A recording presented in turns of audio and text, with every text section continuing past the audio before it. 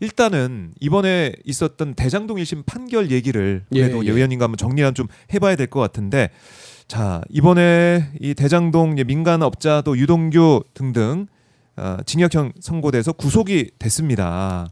일단은 이 판결 딱 1심 판결 딱 보시고 총평 어떤 생각하셨는지 궁금하네요. 어떤 이 대장동 사건 네. 문제가 있다고 했었을 때 그 문제가 되는 부분을 주도한 사람은 유동규였다. 검찰은 이재명 시장의 잘못으로 몰아가고 싶어 했지만 네. 이재명 당시 성남시장의 잘못을 입증하지는 못했고 모든 실무적인 책임은 유동규에게 있었다. 네. 그리고 수뇌부로 뭔가 연결을 시켜보고자 하는 검찰의 시도가 있었지만 그건 성공하지 못했다. 이렇게 평가를 하고 싶습니다. 그럼 검찰이 결국에는 패배를 했다. 예. 이렇게 보시는 것 같은데. 예, 그렇습니다. 그러니까 여기에 대해서 이재명 대통령 이게 성남시 수뇌부라는 얘기가 나오기 때문에 이재명 이제 시장 당시 시장이 책임이 있는 게 아니냐 이렇게 좀 국민의힘에서 몰아가려는 것 같아요. 그 내용을 보고. 예, 그 수뇌부가 과연 정진상 실장을 얘기하는 것인지 네. 이재명 당시 시장을 얘기하는 것인지 아니면 성남도시공사 사장을 얘기하는 것인지 그게 정확하게 특정은 안 됐습니다. 네. 그렇지만 판결문 내용을 보면은 부정부패를 저지르고 또 실무적으로 대장동 세력을 도와주기 위한 노력을 했던 사람은 유동규라는 것을 분명히 했고 이 사람들이 구체적으로 뭘 했느냐 거기에 대해서는 언급이 없이 수뇌부의 승인을 받아가면서 일을 했다. 네. 이런 얘기를 하지 않습니까? 그렇죠. 그런데 그 승인이라는 것이 정책적인 방향 제시, 외형상의 어떤 여건 제시 네. 이런 것을 정책적 결정을 얘기하는 이런 부분으로 저는 해석이 되고 범죄의 가담, 범죄의 승인을 뜻하는 의미로 보이지는 않는다. 왜 그러냐면은 그 어떤 금품, 네. 이익 수수나 이런 부분들을 유동규 중심으로 아하. 이걸 해석을 했지 위에 그게 전달되거나 이익금이 나눠져 있다는 것을 전혀 그 설명을 못 하고 있지 않습니까? 오히려 그것은 그 윗사람들도 잘 모르는 상태에서 이런 결정이 있었던 걸로 보인다는 그 간접적인 표현이 있는 걸로 봐서는 아하. 어떤 그 승인이라는 것, 수뇌부 승인이라는 것이 예. 사업 방식에 대한 그 추상적인 방향 제시, 원칙 제시를 뜻하는 개념으로 봐야지 범죄의 어떤 그 공모, 범죄의 뭐 네. 허락 이걸 뜻하는 개념으로 보기는 어려울 거다. 이 말씀을 드리고 싶습니다. 네. 그런데 이제 국민의힘에서는 그 수뇌부라는 단어에 이제 집중을 해가지고 이재명 대통령 이거 빨리 이제 재판을 재개해야 된다 이렇게 주장을 하고 있는데 예. 그거는 재판부의 1심 판결 그 문을 보더라도 맞지 않는 그런 주장이다. 예, 이렇게 그렇습니다. 보시는 거군요. 그런데 이제 예. 그 뭐 구체적인 문구를 가지고서 이게 연관이 있는 거냐 없는 거냐라고들 이렇게 억지를 펴기 때문에 제가 조금 그 좀 적극적으로 설명을 하나 드리고 싶은 부분이 있습니다. 유동규와 밑에 사이에서 어떤 일이 있었는지는 저도 구체적으로는 잘 모릅니다. 그리고 또 어떤 그 세부적인 뭐가 있었는지는 저도 대장동 사건의 변호사는 아니기 때문에 잘 알지는 못하지만 가장 기본적으로 국민들께서 한번 염두에 두시기를 바라는 부분이 있다고 한다면 이겁니다. 예. 그러니까 대장동 세력들이 성남시에 요구했던 5가지 희망 사항이 있습니다. 맞아요. 근데 그것을 하나도 안 들어줍니다. 네. 그게 뭐냐면은 그 민간 개발을 하게 해달라라고 요구를 했을 때 민간 개발 안 된다. 네. 공영 개발로 갈 거다.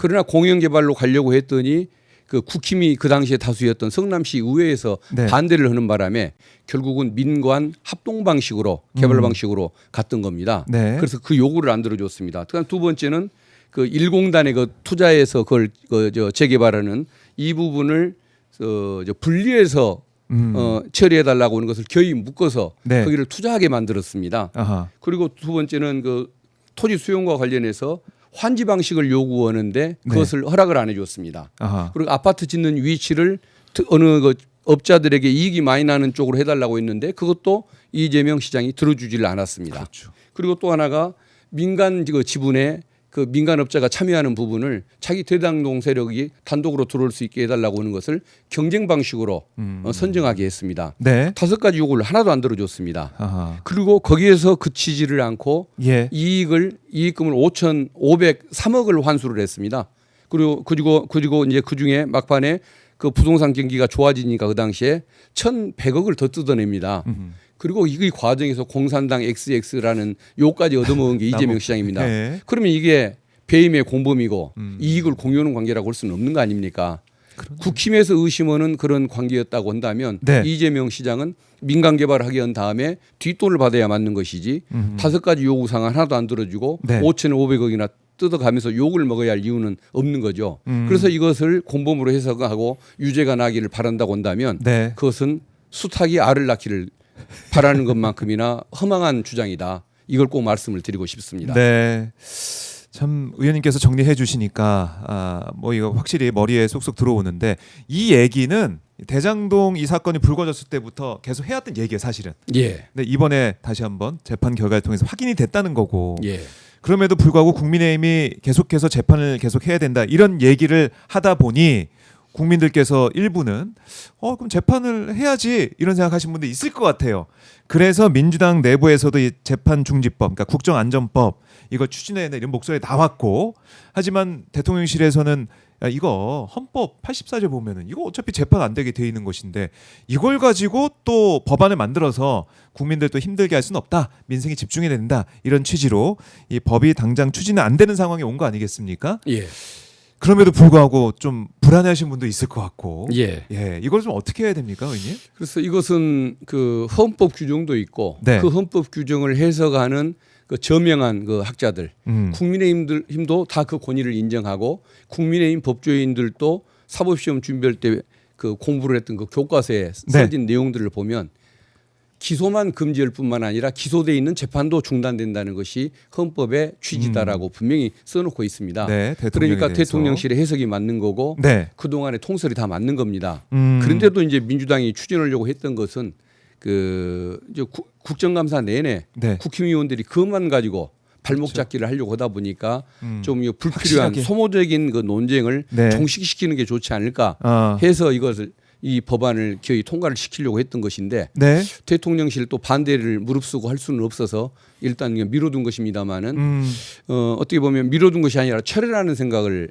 하는 것 같은데 네. 그럼에도 불구하고 국힘이 계속 저렇게 떠들어대고 쓸데없이 소동을 피우는 수준으로까지 네. 계속 한다면은 좀 국정 안정을 위해서 저는 통과시키는 게 옳겠다는 개인적인 그런 소신을 가지고 있습니다. 그러니까 어제 그 이 말씀을 하셔가지고 또 여기저기 또 많이 이제 보도도 되고 언급이 됐습니다. 예. 그러니까 의원님의 이 말씀 자체가 어떻게 보면은 대통령실과 당의 엇박자 아니냐 예. 이렇게 많이 또 회자가 되던데 어떻게 생각하십니까? 예, 의견이 달랐고 의견이 다르다 보니까 이제 철회하는 그 상황이 온 것은 분명히 맞습니다만은 저는 민주당이 해야 할 일을 했다고 봅니다. 저는 저 야당이 네. 국감 내내 떠들어대는 주제 여기에 대해서 뭔가 조금 불필요한 그 어떤 논쟁 정쟁을 막는 차원에서 입법으로 정리한 것이 필요하다고 봤던 이 시각이 잘못된 건 아니지 않습니까? 네. 다만 대통령께서는 당사자로서 네. 나를 위한 입법을 한다고 오해를 받는 게 싫으니까 만들지 말라고 하는 그 입장도 저는 옳은 말씀인 것 같습니다. 정쟁에 또 이제 예. 한가운데 가게 되는 그래서 상황. 정부도 옳은 얘기를 한 것이고 민주당도 예. 옳은 얘기를 한 것이지 아하. 뭐 어느 한쪽이 맞고 틀리고 엇박자가 나고 뭐 비난을 받을 일은 아니다. 예, 각자 할 일을 하는 거다. 이렇게 네. 말씀을 드리고 싶습니다. 그러니까 이 우려가 되는 부분들, 걱정되는 부분들이 분명히 있기 때문에 그걸 확실히 하고 가자는 그 당의 예. 생각도 있었고 예. 반면에 대통령실에서는 이게 대통령이 민생에 집중하고 또 어떻게 보면은 외교를 통해서 대한민국의 위상을 높이는 그런 일들을 많이 해야 되는데 그게 또 어떻게 보면 묻힐 수 있고 예. 아니면은 이 한가운데 대통령 얘기가 계속 나오게 되면 그게 또 안 좋지 않을까라는 생각, 염려. 그리고 84조 헌법 84조에 돼 있기 때문에 예. 이걸 어떻게 감히 그러느냐. 그래서 나중에 헌법에 있는데도 불구하고 그걸 어떻게 해보려고 한다면 그때 뭐 법안을 진행시키고 예. 또 거기에 대해서 뭐 헌법 소원도 가고 뭐 이렇게 하는 방법이 있다. 이 정도로 얘기를 하는 것 같아요. 예. 하지만 의원님의 생각, 걱정되는 부분도 일리가 있는 것이고. 예. 예.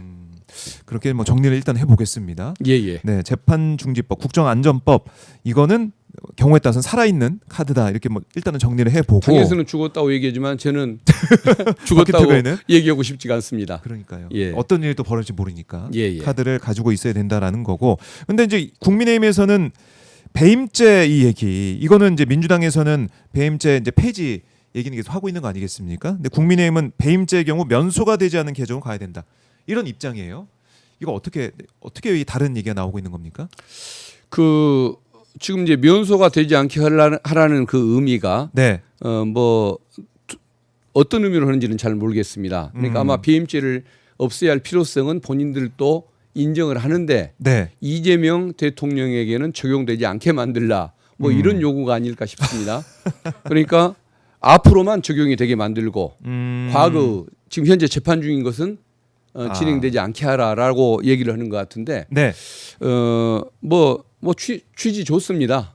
저도 뭐 그렇게 할 수 있으면 그것도 생각해 볼 수 있는 주제라고 생각이 되는데 네. 그러나 그것은 옳지가 않은 게 결론적으로 형사 문제 그러니까 우리 헌재 결정이 있을 때 민사 문제는 미래형의 판단을 갖습니다마는 네. 형사 문제는 과거에도 소급해서 영향을 미치게 됩니다. 그 이유는 뭐냐면 형사 문제는 인권의 문제입니다. 네. 명예와 인권의 문제이기 때문에 그것을 과거에 대한 소급효까지 갖게 다 만들어 놨습니다. 미래에만 그 영향을 미치는 게 아닙니다. 그런데 그 사람의 인권 문제를 두고서 법이 적용되는 원칙이라는 것이 있는데 네. 그 지금 재판 중인 사람은 유죄 받으라. 그것도 안 앞으로 네. 재판받을 사람만 무죄를 해주겠다.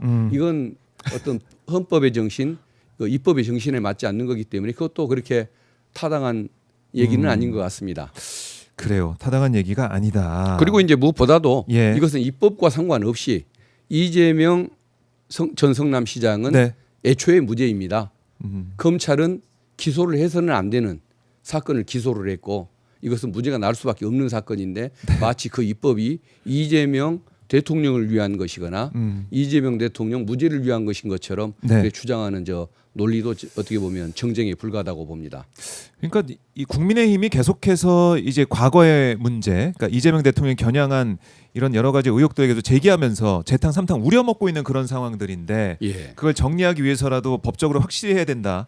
법사위에서 또 계속 보셨기 때문에 예. 그 충정을 또 우리 국민들께서 아실 것 같아요. 이게 지금 배임죄를 없애달라는 것이 어떤 그 경영계의 요구 아닙니까? 기업의 그렇죠. 요구이고 네. 또 인권론자들 음. 또 어떤 뭐 정치인들도 여기에 대해서 공감을 하는 이유가 있습니다. 네. 이유가 뭐냐면은 워낙 그 어떤 규정이 추상적이어 가지고 검사가 어떤 마음을 먹느냐에 따라서 죄인을 만들 수도 있고 아닐 수도 있게 되는 겁니다. 네. 예를 들어 이런 경우를 한번 봐보십시오. 기업인이 지나가다가 저 옆에 좋은 어떤 또 위치에 그 땅이 보입니다.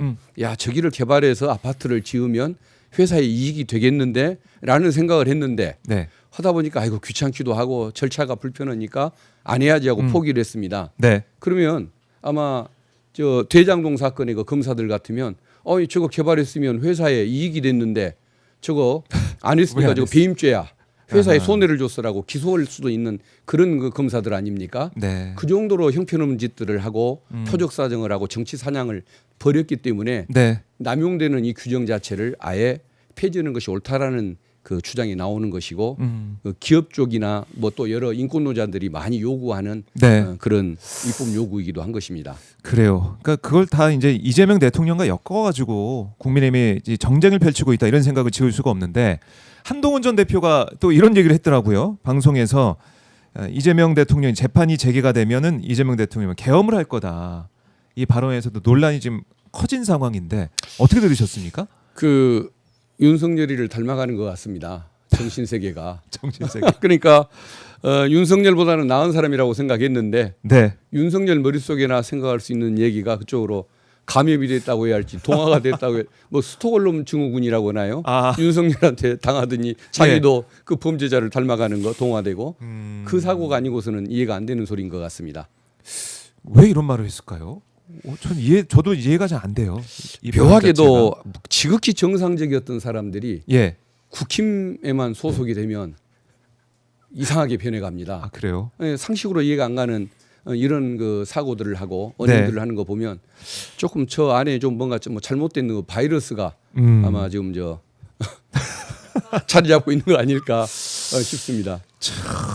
그래요. 초등학생들도 웃을 얘기를 한동훈이 한다는 것은 참 그러게요. 좀 이걸 얘기하고 있는 자체가 안 돼 보인다는 생각이 듭니다. 안 돼 보인다. 예.